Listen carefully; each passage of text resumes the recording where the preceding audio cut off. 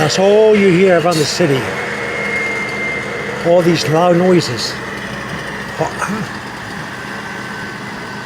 I guess it has to be done. SEPTA is doing something down there. I don't know what they're doing. But it's very noisy. Every day. It's the same time.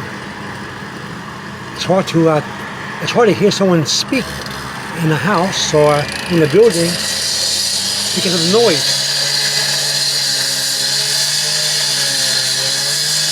I know it has to be done, you know, they have to fix things, get the job done, but at the same time, real noisy.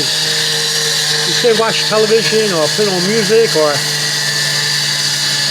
you may hear yourself talk.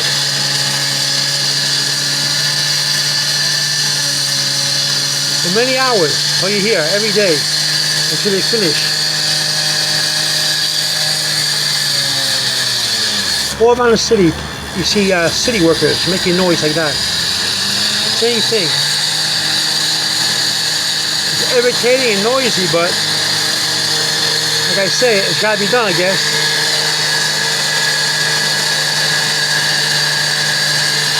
Very noisy. Believe me. I tried watching a program on television. Very hard. You have to put up the volume very loud on the television.